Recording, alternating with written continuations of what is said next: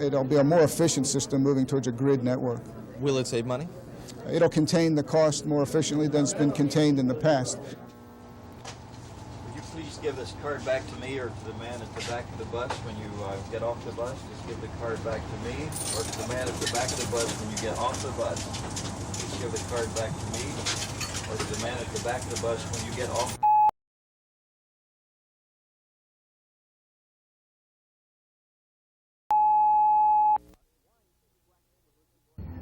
The 21 bus winds through black neighborhoods in Northwest Dade. Transit planners say it's inefficient and they want to replace it with straighter routes. But many passengers say new Network 86 routes will be less convenient, and drivers hear about it. Some people don't understand it. They just, just that feeling they have against it. High school junior Grady Bennett says the new system will mean more transfers between buses for him and other riders, and more transfers to rapid transit trains as well. Transit officials say it only makes sense to coordinate buses with the Metrorail system. But a lot of bus riders feel that Network 86 is a way to force them off the buses and onto a train system they're not comfortable with. If I don't want to ride Metrorail or go where I want to get, I might want to stay on the bus. Why force me to ride the rail? And that's what they're doing. Strong and other union officials have complained to Dade's Community Relations Board that black areas are being discriminated against by the new routes, and that black transit workers are being discriminated against as well. CRB Chairman Erwin Block has appointed a panel to look into the charges to ensure that the problem does not reach crisis proportions. Those are his words. And county commissioners heard complaints about the changes today, that increased transfers will mean increased dangers of mugging for older citizens. That is the general consensus of the community, is that our wishes and desires have been cast aside to make Network 86 work at no matter what the cost. Whenever you have a change, you have an emotional outcry because of that change. But you don't think there's a disproportionate effect on the black community? No, I don't. It is too late now to put off changes planned for June 15th, but Metro commissioners say they will hear out the complaints and perhaps make some changes in Network 86 once it's in effect. Nick Bogert, News 4.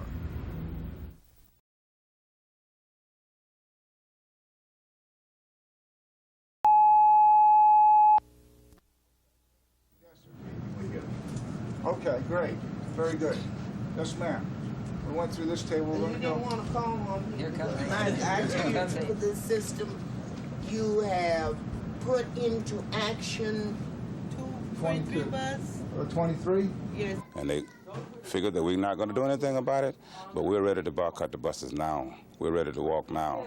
We're going to go to our friends and our families, and if need be, we're going to carpool or whatever it takes, because they will not move 21 come June the 15th.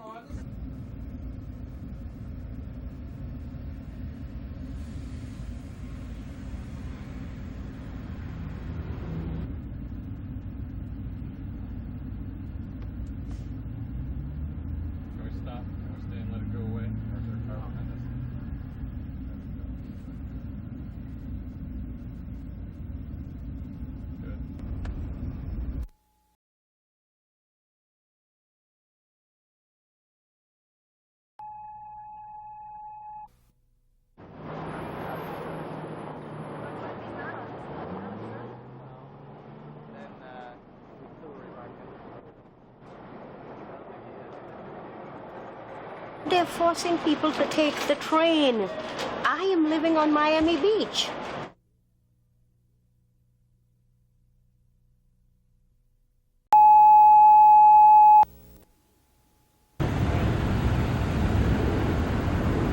Charlie Williams was baffled by the new 22 bus. In 30 years of bus riding, it had never gone this route, and Williams was going to give up.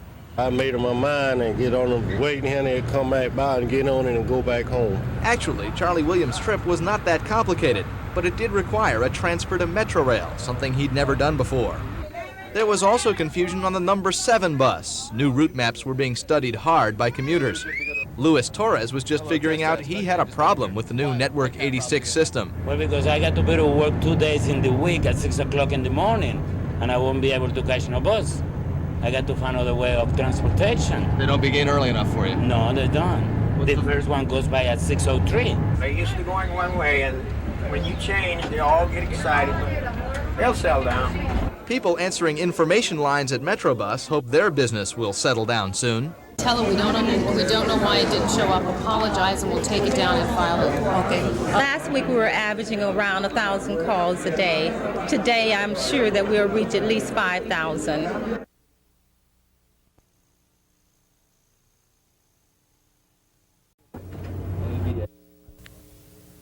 Is the Metrobus confusion dying down? We'll find out in 1/2 hour.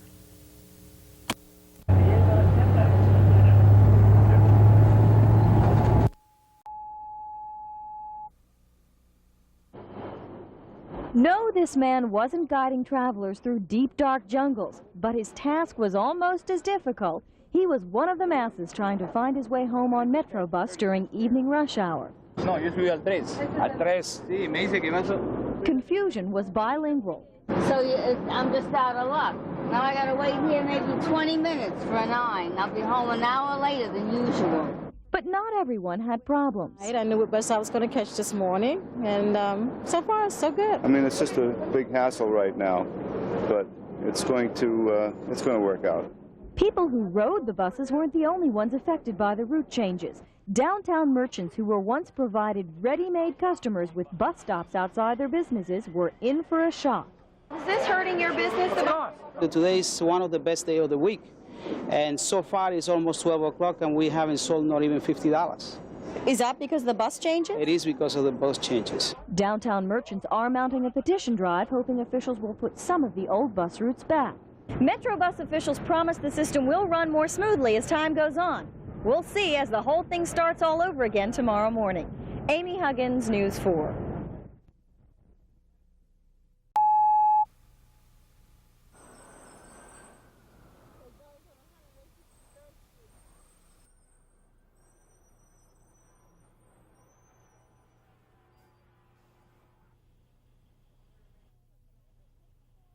If 54 is a minute late, well, the number 9 will be gone. And I'll probably have to sit and wait for another half an hour. They change the city, they change the government, they change everything. They change the buses too, that's all. I'm not going to stay home and feel bad about it, but I don't like the change so far.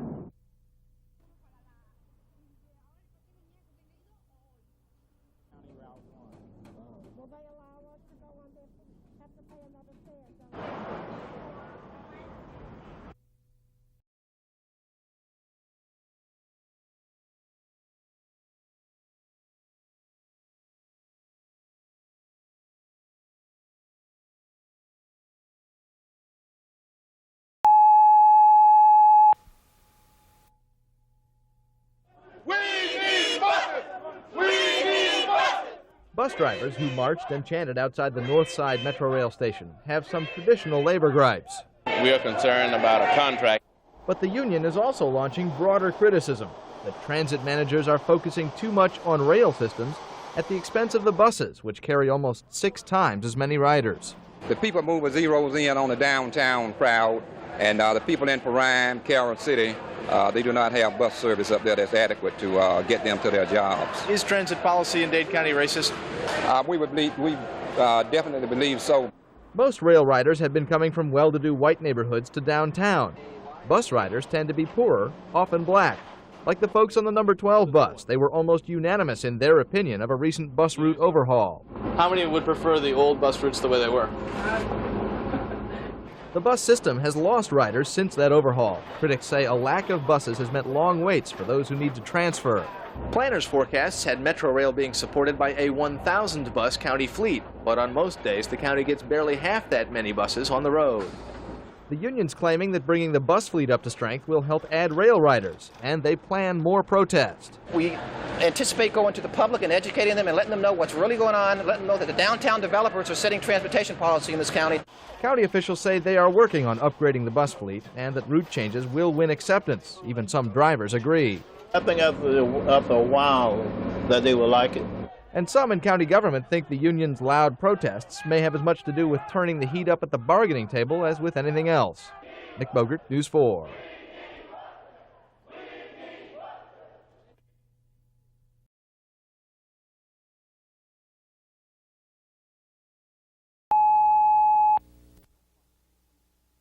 Don't like the system any better than union members do.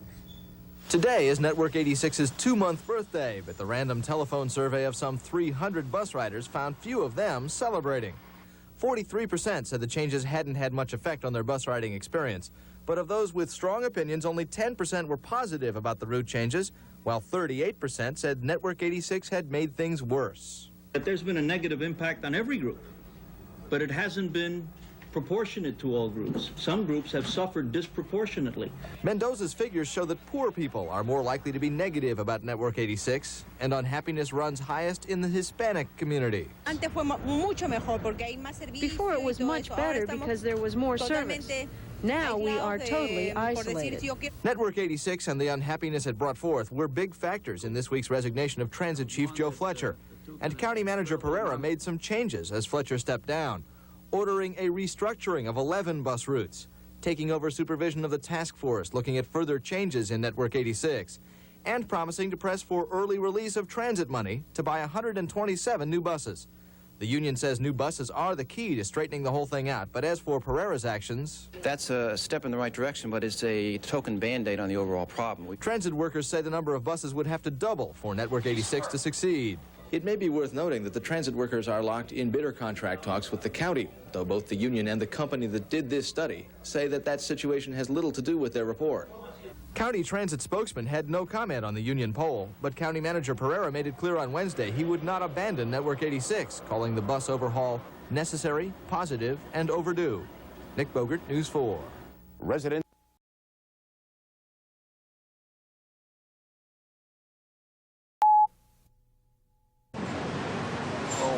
Is 10. I'm hoping that I will get approximately 10,000 signatures or more. And I hope that this will enlighten the government as to what's happening out here in our community and how they are violating our community by not listening to the people of our community.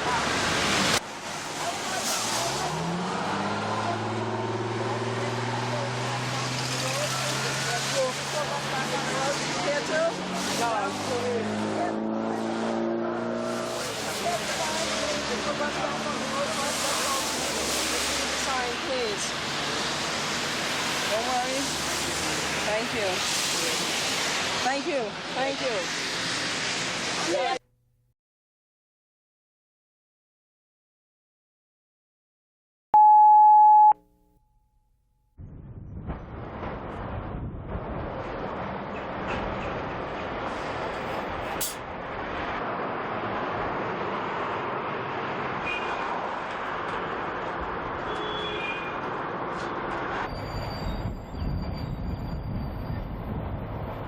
We just felt that we needed to make some refinements, make some adjustments and what have you. And we knew that we were probably going to have to do that. We've listened to the community. Some of the things that you see today are a result of listening to the community.